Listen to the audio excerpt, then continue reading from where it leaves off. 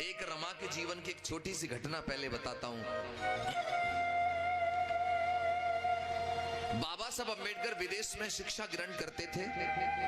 रमा घर में रह करके बच्चों का पालन पोषण करती थी। तो एक बार का जिक्र, बाबा साहब विदेश से लौट करके इंडिया भारत वापस आ रहे थे। तो रमा को पता लग गया था पहले से मेरे पति आ रहे हैं। तो भारत में आते ही उनके लिए एक बड़ा मंच बनाया गया। उस मंच पर बाबा साहब का सम्मान होना था। तो उनकी पत्नी सोच रही है आज मेरे पति आ रहे हैं तो घर के सारे काम जल्दी से निपटा लूं, खत्म कर लूं। आज मैं भी अपने पति को देखने जाऊंगी, अपनी आंखों से उनका सम्मान देखूंगी। तो रमा घर के सारे काम माता बहनों कर रही हैं। और जब घर के सारे गृह कार्य पूरे कर लिए, इधर बाबा साहब मंच पर आ गए हैं और रमा तैयार होने के लिए मन कर रही है कि एक साड़ी निकाल लूं और तैयार होकर के जाऊंगी। तो रमा ने जैसे बक्सा खोला, साड़ी निकाली और ऐसे करके जब साड़ी खोली तो साड़ी में जगह जगह छेद हो रहे थे। रमा की आंखों में साड़ी को देख करके आंसू आ गए। रमा सोचने लगी मेरे पति का मंच पे सम्मान होगा और ये फटी हुई साड़ी मैं पहन कर जाऊंगी तो मेरे पति की बेइज्जती ना होगी। लेकिन मेरे पास तो एक अच्छी साड़ी नहीं है पहनने के लिए, अब मैं क्या पहन के जाऊं और मुझे पति का सम्मान देखना ही है। तब रमा को याद आया कि साहू जी महाराज ने एक बार मेरे पति को सर पे वो फेंटा बोलते हैं पगड़ी, वो बांधी थी। अगर साड़ी नहीं है तो क्या मैं उसी को साड़ी की तरह पहन करके चली जाऊंगी। तो रमा ने वही फेंटा निकाला, वो पगड़ी निकाली और साड़ी की तरह उसको लपेट लिया माताओं बहनों। और लपेटने के बाद वो बाबा साहब अम्बेडकर का अपने पति का सम्मान देखने के लिए गई। मंच बना था, काफी भीड़ थी। तो पत्नी कोई होगी तो पहली लाइन में ही तो बैठेगी, लेकिन रमा पहली लाइन में नहीं बैठी, पीछे भी नहीं बैठी रमा। वो पेड़ है ना, पेड़ के पीछे रमा जाकर के दूर से जाके छिप गई और वहीं से अपने पति को देख करके खुश होने लगी। बाबा साहब का मंच पे सम्मान हो रहा है। बाबा साहब जब मंच में अपना भाषण दे रहे हैं तो बाबा साहब की आंखों ने अपनी पत्नी रमा को देख लिया। जब रमा को देख लिया तो बाबा साहब मंच से नीचे उतर के गए, जाकर के पास में पहुंचे तो देखा ऊपर से नीचे रमा के तन पे तो एक साड़ी नहीं है। रमा वो पगड़ी को, कपड़े को लपेट करके आई है। बाबा साहब ने अपने पत्नी के हाथ अपने हाथों में ले लिए, कहने लगी बाबा साहब रमा मुझे माफ कर देना, मैं तुम्हारा बड़ा अभागा पति हूं जो तुम्हें एक अच्छी सी साड़ी नहीं पहना पाया। रमा ने तभी क्या किया, एक उंगली साहब के ओठों पे रख दी, बोली साहब सब कुछ कहना लेकिन ये मत कहना कि आप मुझे एक अच्छी साड़ी नहीं पहना पाए। रमा कहने लगी साहब अगर आज मैं आपसे कुछ मांगू तो क्या मुझे दोगे? बाबा साहब कहने लगे अरे रमा वैसे भी तूने मुझसे अब तक मांगा ही क्या है, मांगो रमा, क्या मांगना चाहती हो मांगो, आज जो तुम मांगोगी मैं वो तुम्हें दूंगा। बाबा साहब सोच रहे थे रमा कोई गहना मांगेगी, अच्छी साड़ी मांगेगी, ऐसा कुछ मांगेगी। तब रमा ने कहा साहब यदि आप मुझे कुछ देना चाहते हो तो मैं केवल इतना मांगना चाहती हूं कि रमा एक सुंदर साड़ी पहने न पहने, दुनिया में भारत में ऐसा काम करके जाना मेरे साहब जी कि रमा एक अच्छी साड़ी पहने न पहने, लेकिन भारत में रहने वाली हर महिला, हर औरत, हर रमा एक सुंदर साड़ी पहने, बस इतना सा काम करके तुम चले जाना। बाबा साहब कहने लगे अरे पगली क्या मांग लिया तूने? मैं तो सोच रहा था तुम मुझसे गहने मांगेगी, कपड़े मांगेगी, लेकिन तूने क्या मांग लिया? माताओं बहनों मैं तुम्हें यह कहना चाहता हूं कि आज तुम्हारे तन पर जो सुंदर साड़ी दिखाई दे रही है ये तब तुम्हारे तन पर एक सुंदर साड़ी है, क्योंकि रमा ने कभी अच्छी साड़ियां नहीं पहन पाई, लेकिन बाबा साहब तुम्हें अच्छी साड़ियां पहनने का मौका दे गए। रमा के पास तो एक सुंदर साड़ी नहीं थी, लेकिन तुम्हारे पास इतनी साड़ियां हैं आज कि अलमारी का जब दरवाजा खुलता है तो साड़ियों की कतार आंगन में गिर जाती है और तुम सोच में पड़ जाती हो कि इसमें से कौन सी पहनूं, इतनी साड़ियां तुम्हारे पास हैं। लेकिन बाबा साहब की पत्नी तो उन दिनों गर्दिश में जी और अपना पूरा जीवन समाज के लिए लगा गई, तुम्हारे लिए सब कुछ कर गई। ऐसी थी रमा।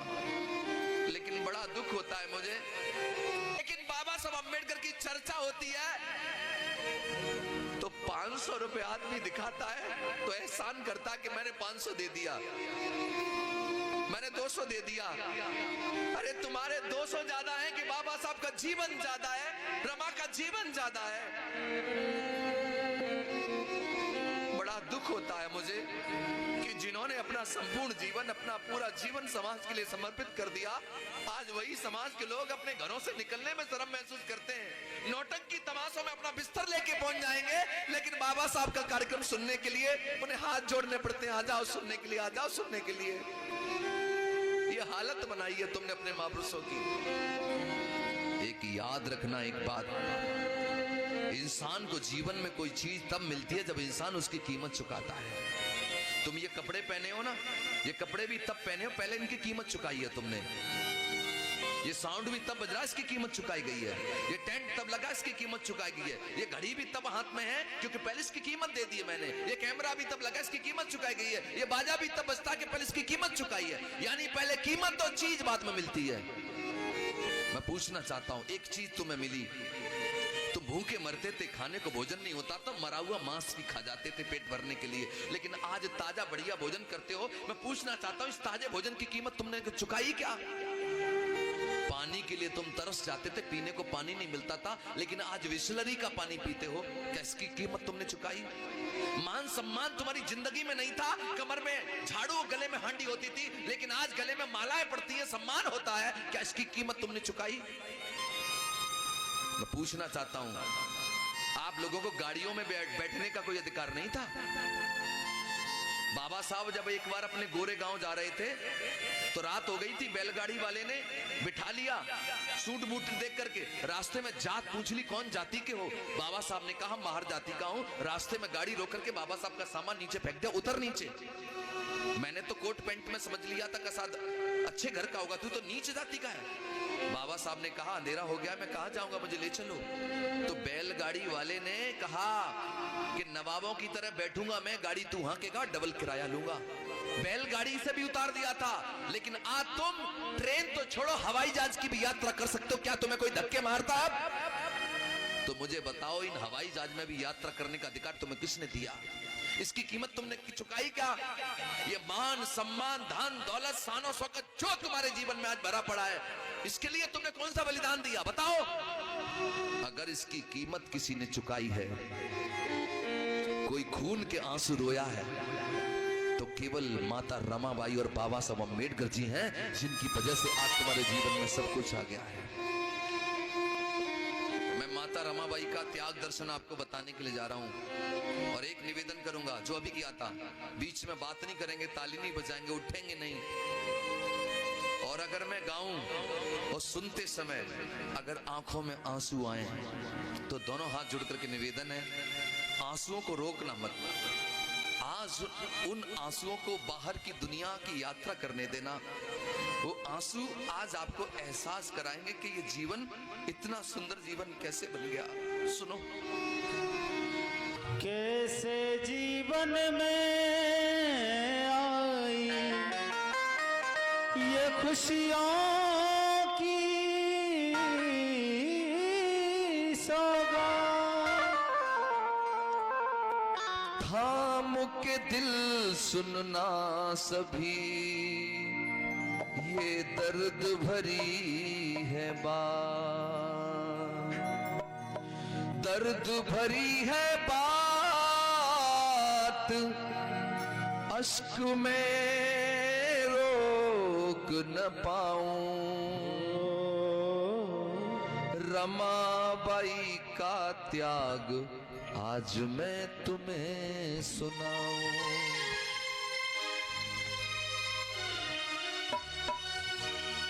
सुने पहली लाइन, जब मिला बाबा को वजीफा मेरे भीम बड़े हर्षाए।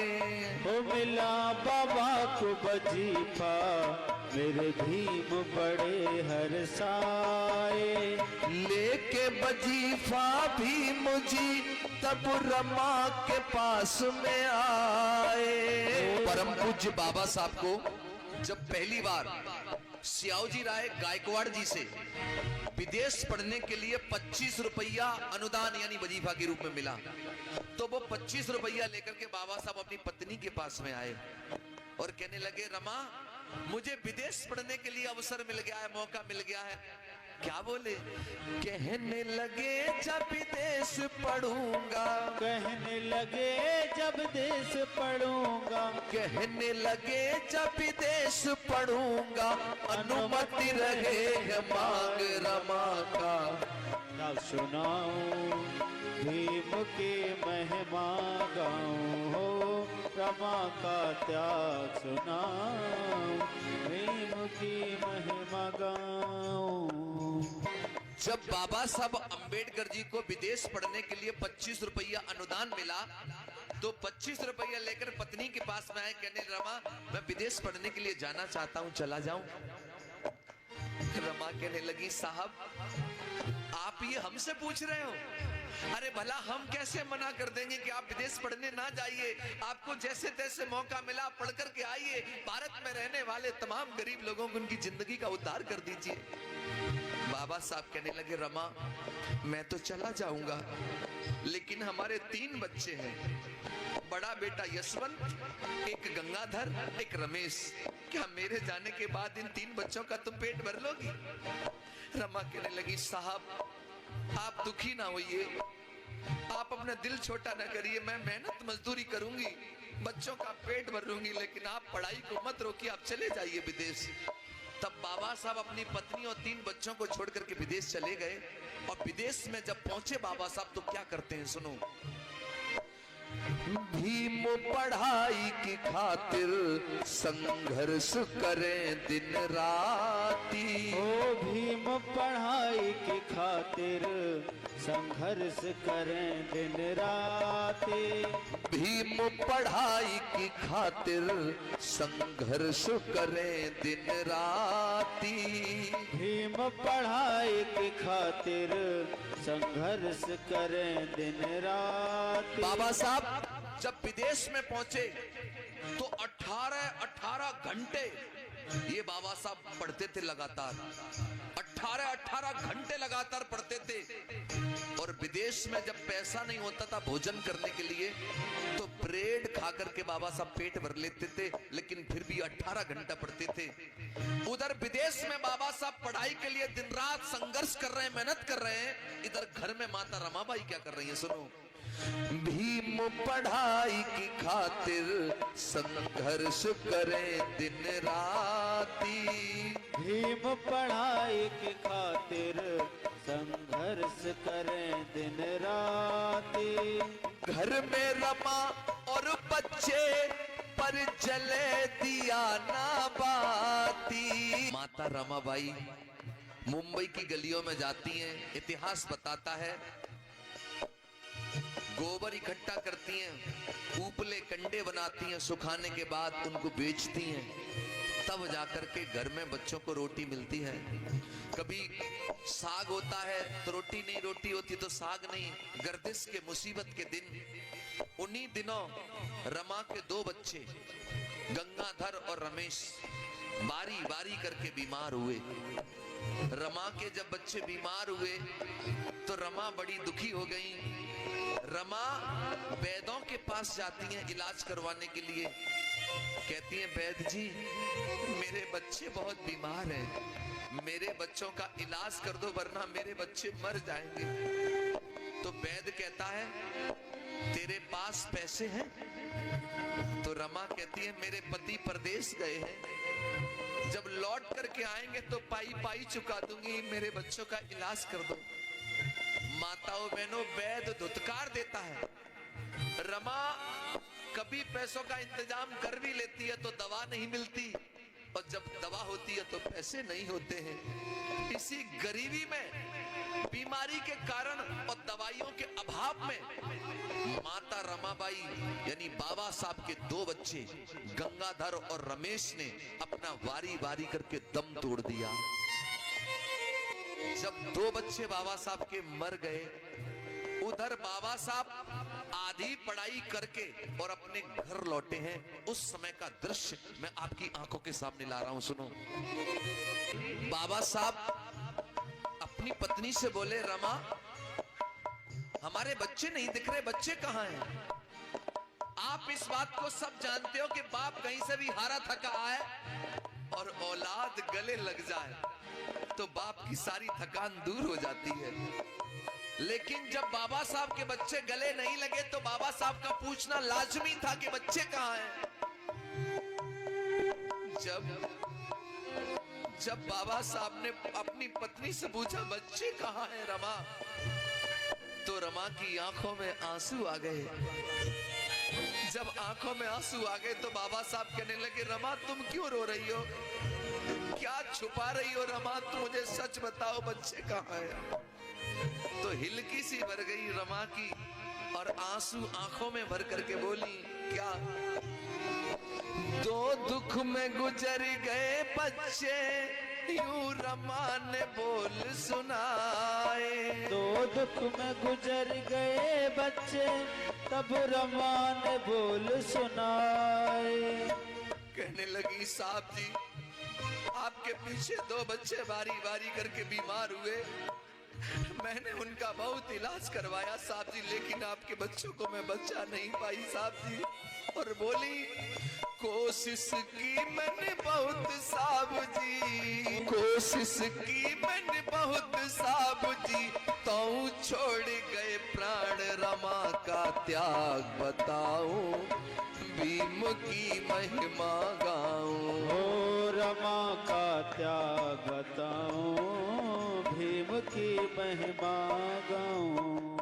जब बाबा साहब आधी पढ़ाई करके घर लौटे तो यही दुनिया के लोग बाबा साहब को कह रहे थे, अरे डॉक्टर अम्बेडकर को तो वजीफा मिला है, वो तो वजीफा की वजह से पढ़ के आए हैं। लेकिन यही बाबा साहब अकेले में बैठे रो रहे थे और कह रहे थे, दुनिया वालों तुम क्या समझोगे मेरी पढ़ाई की कीमत, मेरी पढ़ाई की कीमत वो वजीफा नहीं है।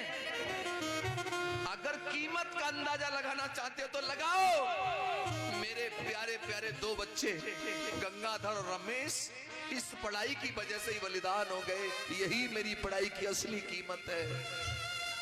आप सब लोग इस बात को जानते हो कि अगर घर में कोई मर जाए तो कोई आदमी साथ में मर नहीं जाता, जिंदगी जीता है। तो बाबा साहब भी जीने लगे और धीरे धीरे करके वक्त ने करवट लिया। बाबा साहब के एक मित्र नवल भटेना जी बाबा साहब से मिले और बाबा साहब को बोले, बाबा साहब आपकी आधी पढ़ाई हो चुकी है और आधी अभी बाकी है, तो आधी पढ़ाई जो बाकी है उसको पूरा करने के लिए आप दोबारा विदेश क्यों नहीं चले जाते। तो बाबा साहब ने बड़े दुखी हृदय से कहा कि मेरे पास विदेश पढ़ने के लिए पैसा नहीं है, मैं कैसे जाऊं। उस जमाने में नवल भटेना जी ने बाबा साहब अम्बेडकर जी को 5,000 रुपया मदद के रूप में दिया बाबा साहब को, और बाबा साहब वो 5,000 रुपए लेकर के अधूरी पढ़ाई को पूरा करने के लिए दोबारा विदेश गए। और उनके जाने के बाद क्या हुआ सुनो। जाने के बाद बाबा घर बेटी का जन्म हुआ है, कंडे बेच कर करे गुजारा, कंडे बेच कर करे गुजारा। रमा है बड़ी महान, रमा का त्याग बताऊं, भीम की महिमा गाऊं। बाबा साहब दोबारा विदेश गए, तब उन दिनों रमा की कोख से एक बेटी ने जन्म लिया। तो बाबा साहब को पता लगा घर में बेटी आई है, तो बाबा साहब ने अपनी बेटी का नाम रखा इंदु। क्या नाम रखा? इंदु नाम रखा। रमा मेहनत मजदूरी करके परिवार चला रही है, बेटी घर के आंगन में खेलती कूदती और बड़ी हो रही है, और खेलती कूदती बेटी धीरे धीरे करके माँ बहनों साल भर की हो गई। साल भर की बेटी घर के आंगन में फूल की तरह खिलती है। रमा पूरा दिन बेटी को देख देख करके गुजार लेती है, लेकिन बड़े दुख के साथ मुझे बताना पड़ रहा है, वो साल भर की बेटी धीरे धीरे करके वो भी बीमार हो गई। जब रमा की बेटी इंदु बीमार हो गई तो माता रमाबाई बड़ी दुखी हो गई। क्यों दुखी हो गई? कि उनके दो बेटे तो पहले से ही बीमारी से जा चुके थे, अब कहीं बेटी ना चली जाए। तो रमा मेहनत मजदूरी करके और पैसे इकट्ठा करने लगी ताकि बेटी का इलाज करवा पाए। तो रमा ऊपले कंडे बेच बेच करके परिवार चलाती हैं और पैसा इकट्ठा करती हैं। एक दिन की घटना सुनो।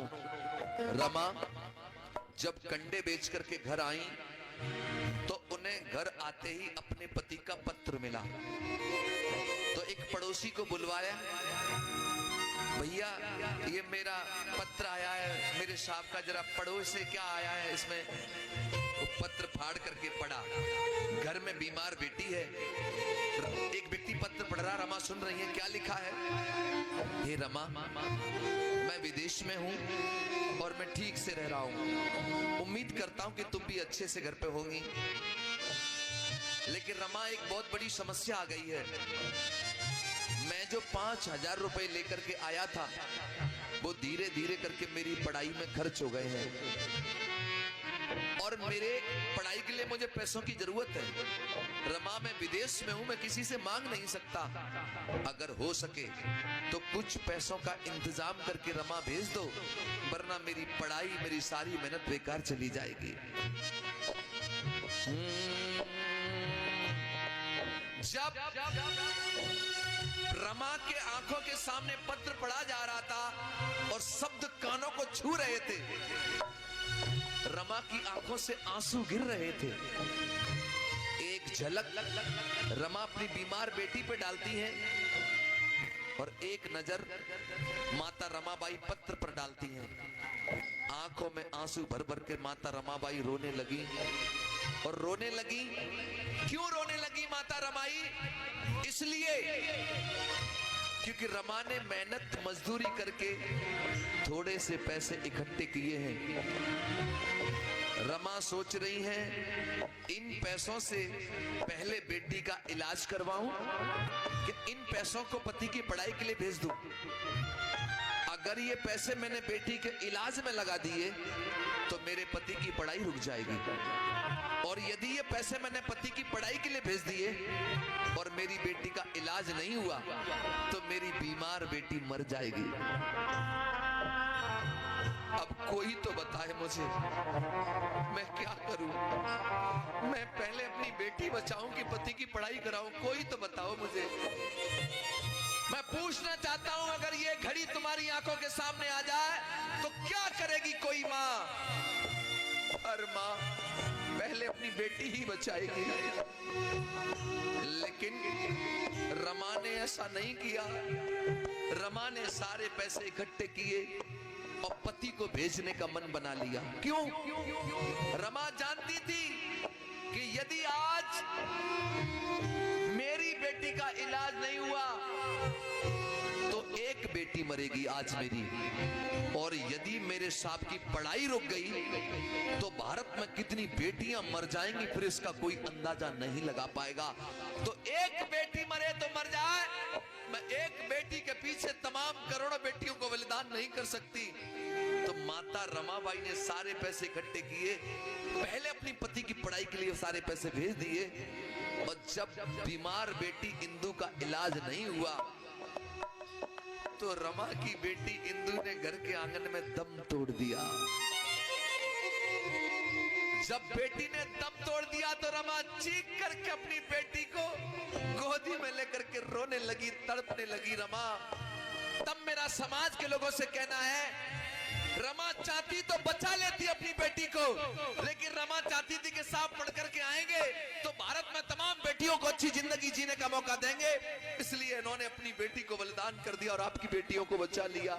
तब मेरा कहना है, आज बाबा साहब की बेटी तो दुनिया में नहीं रही, लेकिन बाबा साहब अपनी पढ़ाई को पूरा करके जब भारत लौट करके आए, घर आए, तो क्या हुआ, बाबा साहब जब पढ़ाई पूरी करके घर लौटे तो उन्हें बेटी नहीं मिली घर में। बहुत दुख हुआ बाबा साहब को, लेकिन आते ही बाबा साहब को नौकरी मिली। तो रमा सोच रही थी, मेरे पति आएंगे, नौकरी करेंगे, अच्छी साड़ी मिलेगी पहनने को, अच्छा भोजन मिलेगा खाने को, मैं अपने 3 बच्चों का दुख भूल जाऊंगी। बाबा साहब अम्बेडकर नौकरी के लिए गए, गुजरात के वडोदरा में बाबा साहब नौकरी के लिए गए। बाबा साहब ने मात्र 10 दिन नौकरी की। पहले तो बाबा साहब को किराए का कमरा नहीं मिला जाति की वजह से, तो पारसियों की धर्मशाला में बाबा साहब रुके। जब ऑफिस जाते थे बाबा साहब ड्यूटी के लिए, तो बाबा साहब के कुर्सी मेज कोने में पटक दिए जाते थे। बाबा साहब जब ऑफिस से बाहर आते थे तो पूरी ऑफिस को गौमूत्र से धुलवाया जाता था। अगर चपरासी फाइल लेकर के आता भी था तो दरवाजे के अंदर नहीं जाता था, फेंक करके फाइल देता था। बाबा साहब फाइल को पढ़ते, सिग्नेचर करते, वो भी फेंक के देते, लेकिन वो हाथ नहीं लगाता, पहले गौमूत्र छिड़क के शुद्ध करता, तब फाइल को शुद्ध करके हाथ लगाता। बाबा साहब जो ऑफिस से बाहर जाते तो पूरी ऑफिस को धुलवाया जाता था गौमूत्र से। 10 दिन गुजारे बाबा साहब ने ऐसे, और 11वें दिन लोगों को पता लगा कि डॉक्टर अंबेडकर धर्मशाला में रुकते हैं। तो कुछ लोग लाठी डंडे लेकर के आए और बाबा साहब का सामान रात में ही उठा के फेंक दिया। अरे डॉक्टर अंबेडकर, तुमने धर्मशाला को अपवित्र कर दिया, तुमने इसको दूषित कर दिया। बाबा साहब ने कहा, मुझे आज की रात रुक जाने दो, मैं कल दूसरी जगह अपना सामान शिफ्ट कर लूंगा, लेकिन आज रुक जाने दो मुझे। उन्होंने एक नहीं मानी, बाबा साहब का सामान फेंक दिया। उसी रात बाबा साहब अम्बेडकर ने कसम उठाई कि आज के बाद मैं जिंदगी में कभी नौकरी नहीं करूंगा। मैं जब गवर्नमेंट एम्प्लॉई अधिकारी हूं, तब ये लोग मेरे साथ ऐसा व्यवहार करते हैं जातिवाद का, तो मेरी समाज के साथ क्या क्या करेंगे ये लोग। बाबा साहब ने कहा, आज के बाद मैं अपना पूरा जीवन अपनी समाज के उद्धार के लिए, कल्याण के लिए लगाऊंगा। अगर मैं अपनी समाज को गुलामी की जंजीरों से आजाद नहीं करवा पाया तो मैं खुद अपने आप को गोली मार करके हत्या कर लूंगा। ये बाबा साहब ने तुम्हारे लिए संकल्प ले लिया। जब उनकी पत्नी को पता लगा कि बाबा साहब नौकरी नहीं करेंगे तो क्या हुआ, जब बाबा साहब ने मना कर दिया मैं नौकरी नहीं करूंगा, समाज सेवा करूंगा, तो उनकी पत्नी ने अपने आप को समझा लिया, साहब जैसी तुम्हारी इच्छा। अब बाबा साहब जब नौकरी नहीं किए तो परिवार बाबा साहब को चलाना था, रोजी रोटी के लिए जरूरत थी पैसों की, तो क्या किया बाबा साहब ने, सुनो। जब वकालत करने लगे, कोर्ट में जाने लगे, तो पूरा दिन माताओं बहनों बैठे रहते थे अपने बस्ते पर, कोई भी दुजायती केस लेकर के नहीं आता था। 1-1 रुपए के लिए बाबा साहब मोहताज हो गए। परिवार कैसे चले? उन्हीं गरीबी के दिनों में, गर्दिश के दिनों में माता रमाबाई की कोख से एक बेटे ने जन्म लिया। एक बेटे ने जन्म लिया तो बाबा साहब के घर में जब बेटा आया तो बाबा साहब ने अपने बेटे का नाम रखा राजरतन। क्या रखा? राजरतन। इतना प्यारा बेटा था बाबा साहब का राजरतन। गोदी में लेकर के बाबा साहब अपने बेटे को लाड़ करते थे, प्यार करते थे, अपनी पत्नी को कहते थे, सुनो रमा, ये मेरा बेटा राजरतन देश की गद्दी पर राज करेगा। तो रमा बड़ी खुश हो जाती थी। होनहार प्यारा बेटा, सबसे प्रिय बेटा था बाबा साहब का। और बाबा साहब अपनी किताब में खुद लिखते हैं, बाबा साहब का बेटा राजरतन 10 महीने का हो गया। बड़े दुख भरी कहानी है, बड़े दर्द भरी घटना है। बाबा साहब एक दिन कोर्ट में हैं, रमाबाई घर में अपना झाड़ू पोछा जो भी कर रही हैं। रमा बोली, मैंने बहुत देर है कि अपने बेटा नहीं लिया गोदी। जाकर के देखा तो बच्चे का बदन तप रहा था, बहुत अचानक, एकदम अचानक बच्चा बीमार। रमा घबरा गई, थर-थर कांपने लगी। रमा ने एक व्यक्ति को बुलाया, अरे आओ, मेरे साहब जी के पास चले जाओ, जाकर के उनसे कहना पता नहीं बेटे को अचानक क्या हो गया है और बेटा बहुत बीमार है। एक व्यक्ति माता बहने दौड़ा दौड़ा दौड़ा दौड़ा साहब के पास गया, कहने लगा बाबा साहब तुम्हारा बेटा बहुत बीमार है। रमाबाई ने ये कहा है कि साहब जल्दी से आए, पता नहीं बेटे को कुछ भी हो सकता है। बाबा साहब ने जैसे ये संवाद कानों से सुने, पैरों तले जमीन खिसक गई बाबा साहब के, फाइलें समेटी बाबा साहब ने एकदम दौड़े दौड़े बाबा साहब घर गए। जाकर के देखा बच्चा बीमार, बाबा साहब ने अपने बेटे को गोदी में ले लिया और सीने से लगा लिया। माताओं बहनों, उस घड़ी ऐसा लग रहा था मानो बेटा पिताजी का इंतजार कर रहा हो। जैसे ही बाबा साहब ने अपने बेटे को गोदी में लिया और सीने से लगाया, उसी क्षण बेटे ने एकदम दम तोड़ दिया। जैसे ही बेटे ने दम तोड़ा, माताओं बहनों क्या हुआ, जैसे ही बच्चे ने दम तोड़ा, एकदम चीख करके माता रमाई रोने लगी, साहब अब तो बस करो साहब, बस करो साहब, बस करो। तुम्हारी समाज सेवा ने धीरे धीरे करके मेरे 4 बच्चे निगल लिए, मेरे 4 बच्चे चले गए साहब जी, बस करो। जब रमा आंखों में आंसू भर भर के रो रही थी, तो बाबा साहब अपनी पत्नी को कह रहे थे रमा चुप हो जाओ, रमा चुप हो जाओ, रमा चुप हो जाओ।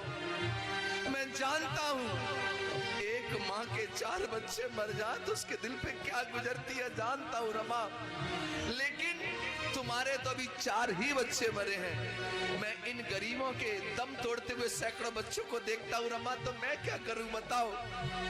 तुम तो रो करके अपने दिल को तसल्ली बना लोगी, लेकिन मैं तो रो भी नहीं पाता रमा।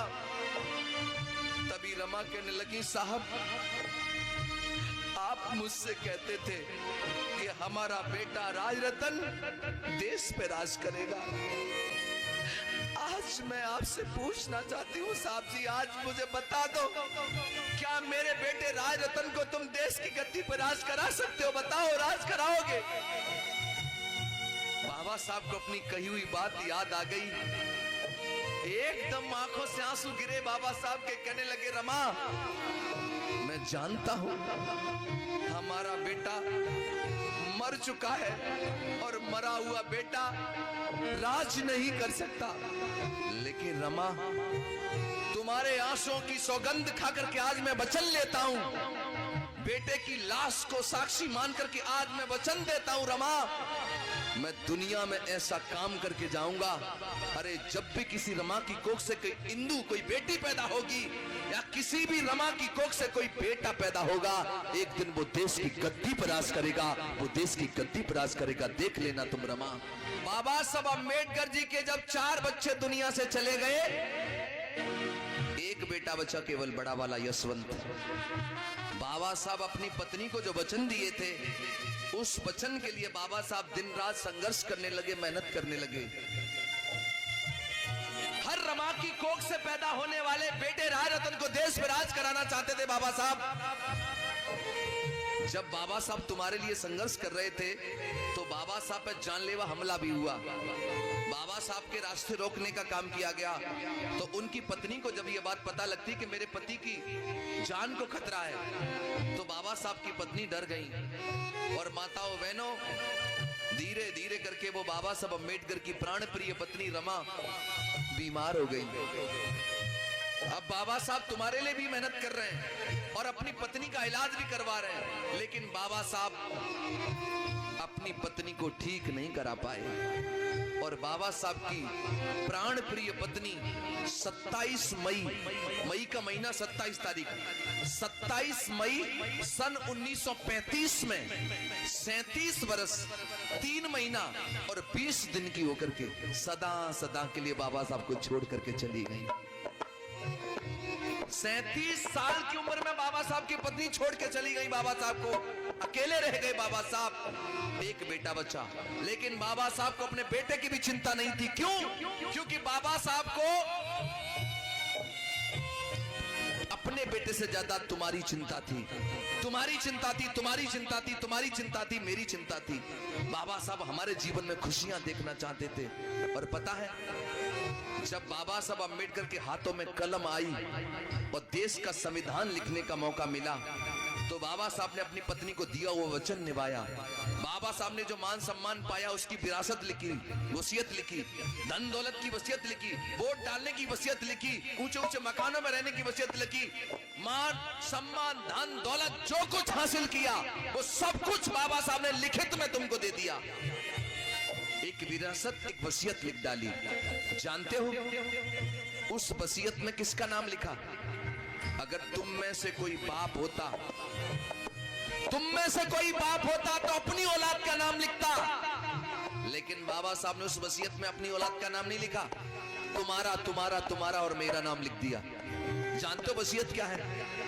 वो वसीयत कुछ और नहीं, वो वसीयत है भारत देश का संविधान।